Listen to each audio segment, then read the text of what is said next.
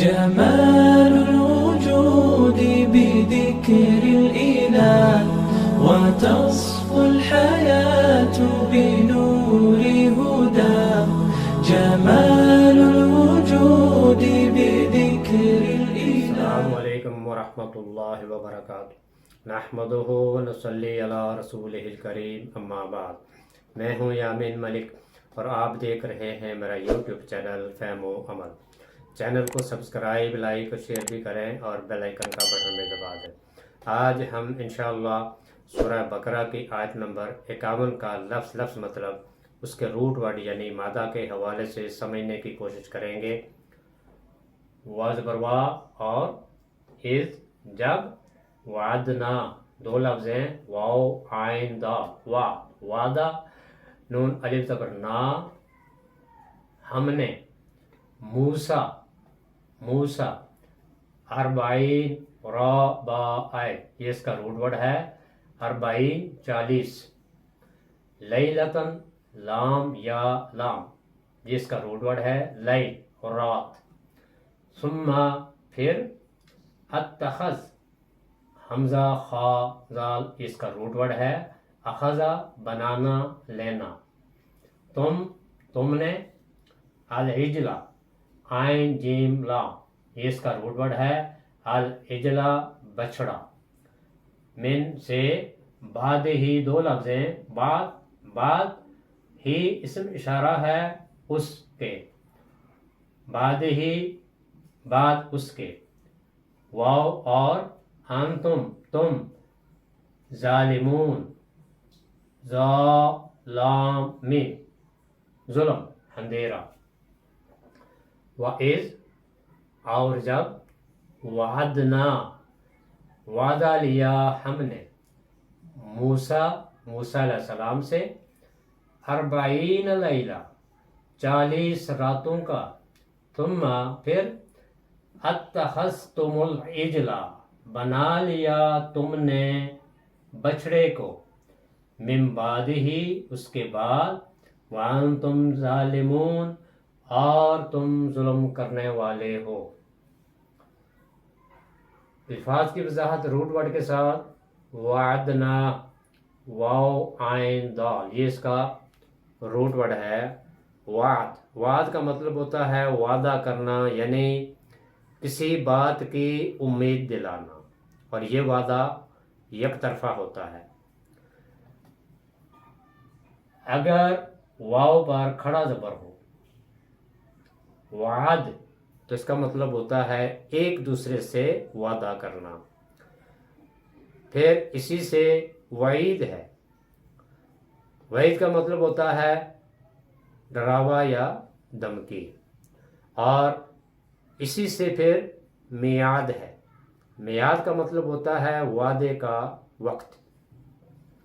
40 را با عین، یہ اس کا روٹ ورڈ ہے. اربع عربی میں 4 کے عدد کو کہتے ہیں. اسی سے پھر 40 ہے یعنی 40، اور الربع کہتے ہیں چوتھائی حصے کو. اور با پر کھڑا زبر ہو ربع تو پھر اس کا مطلب ہوتا ہے 4. لیلتن لام یا لام، لیل یہ اس کا روٹ ورڈ ہے. غروب آفتاب سے لے کر طلوع فجر یا طلوع آفتاب تک کا جو وقت ہوتا ہے اسے رات کہتے ہیں. اتخذ حمزہ خا زال اخذا، لینا بنانا، پکڑنا، احاطہ کرنا. اسی سے پھر مواخذہ ہے. مواخذہ کا مطلب ہوتا ہے حساب کتاب کرنا، پوچھ گچھ کرنا. اور اخذہ کے چونکہ بہت سے معنی ہیں، لہذا قرآن میں سیاق و سباق کی روشنی میں یا آیت کے موضوع کے حساب سے اس لفظ کا جو معنی ہے وہ لیا جائے گا. العجلہ عین جیم لام، یہ اس کا روٹ ورڈ ہے.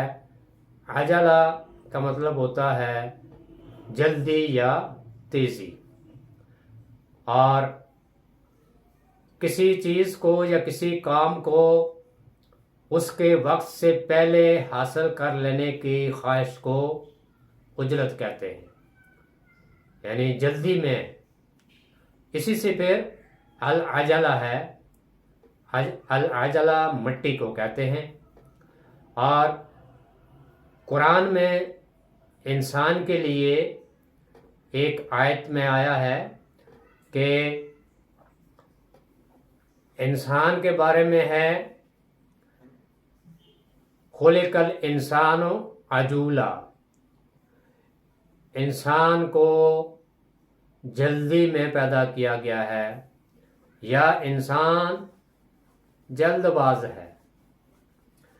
کیوں کہ اگر انسان کو اس کے حال پر چھوڑا جائے تو وہ مفاد عاجلہ کے پیچھے پڑ جاتا ہے. اسی سے پھر العجل بھی ہے.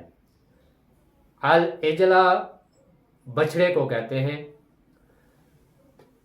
بیل بڑھنے سے پہلے چونکہ بچھڑا اس کے اندر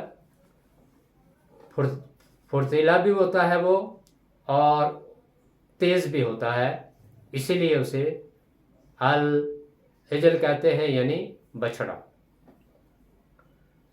ظالمون ظالمین ظلم. ظلم کا مطلب ہوتا ہے اندھیرا، چاہے یہ اندھیرا رات کا ہو چاہے یہ اندھیرا جہالت کا ہو. اور بنیادی معنی جو اس کا ہے کہ چیز کو اس کے مخصوص مقام پر نہ رکھنا، یعنی حقوق و واجبات ادا نہ کرنا. اور حقوق و واجبات دو طرح کے ہیں، ایک ہیں حقوق اللہ اور ایک ہیں حقوق العباد. اور ان حقوق کو ادا نہ کرنا یہ ظلم ہے. پھر انسان کے بارے میں اللہ تعالیٰ نے فرمایا ہے وَمَا خَلَقْتُ الْجِنَّ وَالْإِنسَ إِلَّا لِيَعْبُدُونَ، کہ میں نے جن و انس کو محض اپنی عبادت کے لیے پیدا کیا ہے. تو عبادت کیا ہے؟ اللہ تعالیٰ کے احکامات کو ماننا. اور اگر اللہ تعالیٰ کے احکامات کو نہ مانا جائے اور شیطان کی پیروی کی جائے تو یہ انسان کا اپنے اوپر ظلم ہے، کیونکہ اللہ تعالیٰ نے اسے تو اپنی عبادت کے لیے پیدا کیا ہے، لیکن اللہ کی عبادت کو چھوڑ کے اگر شیطان کی پیروی کی جائے یا اپنے نفس کی پیروی کی جائے تو یہ بندے کا اپنے آپ پر ظلم ہے. لہذا ظلم سے مراد اندھیرا بھی ہوتا ہے اور ظلم سے مراد نافرمانی بھی ہے، یعنی اللہ تعالیٰ کے احکامات کو نہ ماننا. وَإِذْ وَعَدْنَا، اور جب وعدہ کیا ہم نے یا وعدہ لیا ہم نے موسیٰ علیہ السلام سے 40 لیلہ 40 راتوں کا. جب موسیٰ علیہ السلام بنی اسرائیل کو فرعون سے نجات دلا کے مصر سے نکلے تو ان کی تعداد 6 لاکھ تھی.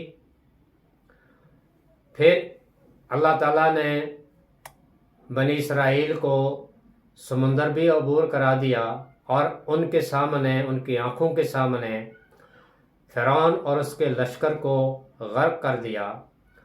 پھر اس کے بعد موسیٰ علیہ السلام بنی اسرائیل کو لے کر ایک میدان میں جا کر انہوں نے پڑاؤ ڈالا. پھر اللہ تعالیٰ سے جو وعدہ کیا گیا تھا اس کے مطابق وہ کوہ طور پر چلے گئے. اس سے پہلے چونکہ بنی اسرائیل فرعونیوں کے محکوم تھے اور ان کے زیر سایہ ان کے طریقے کے مطابق تھے، حالانکہ بنی اسرائیل مسلمان تھے. لہذا جب موسیٰ علیہ السلام بنی اسرائیل کو لے کر ایک میدان میں جا کر انہوں نے پڑاؤ ڈالا تو وہ اللہ تعالیٰ سے ملاقات کے لیے تو کوہ طور پر گئے، اور تاکہ اللہ تعالیٰ سے کتاب و ہدایت لیں، شریعت لیں، اور اپنی امت کی رہنمائی کریں، اپنی قوم کی رہنمائی کریں۔ تو موسیٰ علیہ السلام کتاب لینے کے لیے کوہ طور پر چلے گئے۔ وَإِذْ وَعَدْنَا مُوسَىٰ 40 لَيْلَةً، اور یہ جو وعدہ تھا یہ 40، ابتدا میں تو 30 راتوں کا تھا، پھر بعد میں 10 راتیں اور مزید کر دی گئی تھی، اور یہ 40 راتوں کا وعدہ تھا، اور موسیٰ علیہ السلام 40 راتیں کوہ طور پر رہے۔ ثم پھر اتخذتم العجل من بعدہ، پھر اس کے بعد تم نے بچڑے کو معبود بنا لیا۔ یہ بنی اسرائیل سے ہی خطاب ہے کہ جب موسیٰ علیہ السلام کتاب لینے کے لیے اللہ سے ملاقات کے لیے کوہ طور پر گئے تو پیچھے ایک شخص تھا سامری، اس نے بنی اسرائیل کو ایک بچڑا بنا کے دیا اور ان سے کہا کہ یہی تمہارا معبود ہے، اس لیے کہ جب یہ فرعون کے تسلط میں تھے، اس کی حاکمیت میں تھے، یہ محکوم تھے، تو جس طرح سے وہ کرتے تھے، جس طرح وہ شرک کرتے تھے، وہ بتوں کی پوجا کرتے تھے، تو یہ بھی اسی طرح ہی کرتے تھے۔ لیکن جب موسیٰ علیہ السلام ان کو مصر سے نکال کر لے کر گئے اور پھر اللہ کے پاس گئے اور کتاب و شریعت لینے کے لیے، تو پیچھے انہوں نے اس سامری کے کہنے پر ایک بچڑا بنا لیا اور اس بچڑے کی پوجا کرنی شروع کر دی۔ یہ اسی بات کا ذکر ہے، ثم پھر اتخذتم العجل من بعدہ، پھر موسیٰ علیہ السلام کے جانے کے بعد تم نے ایک بچڑے کو معبود بنا لیا۔ وَأَنْتُمْ ظَالِمُونَ، جبکہ تم ہو ہی ظالم۔ کیا ظلم تھا؟ بنی اسرائیل یہ تھے تو مسلمان، لیکن یہ ہر بار اللہ تعالیٰ سے کیے ہوئے وعدے کی خلاف ورزی کرتے تھے، نافرمانی کرتے تھے۔ یہ نافرمان قوم تھی اور قدم قدم پر یہ نافرمانیاں کیا کرتے تھے۔ اس لیے فرمایا کہ یہ جو تم نے بچڑے کو معبود بنا لیا ہے، تو یہ اصل میں تمہارے اندر ایک چیز پہلے سے موجود ہے کہ تم ایسے ہی کام کرنے والے تھے، تم غیر اللہ کی ہی پوجا کرنے والے تھے۔ اس لیے یہاں پہ فرمایا وَأَنْتُمْ ظَالِمُونَ، تم ہو ہی ظالم، یعنی نافرمان ہو۔ تمہاری نافرمانیاں جو ہیں ان کی ایک لمبی داستان ہے۔ تو اس آیت میں بھی بنی اسرائیل سے خطاب ہے، اور پھر وہ جو اللہ تعالیٰ نے موسیٰ علیہ السلام کو 40 راتوں کے لیے کوہ طور پر بلایا تھا، تو اس دوران پیچھے بنی اسرائیل نے پھر بچڑا بنا لیا اور اس کی پوجا پرستش شروع کر دی، اور انہی کے بارے میں ہے وَأَنْتُمْ ظَالِمُونَ، اور تم ہو ہی نافرمان۔ اور ظلم کیا ہوتا ہے؟ حق ادا نہ کرنا، اور اللہ کا حق یہ ہے کہ اس کے احکامات کو مانا جائے اور اس کے آگے جھکا جائے۔ اللہ تعالی ہمیں قرآن کے الفاظ کو سمجھ کر اور ان پر عمل کرنے اور قرآن کے اس پیغام کو دوسروں تک پہنچانے کی توفیق عطا فرمائے۔ سبحانک اللہم و بحمدک، نشہد ان لا الہ الا انت، نستغفرک و نتوب الیک۔ السلام علیکم ورحمۃ اللہ وبرکاتہ۔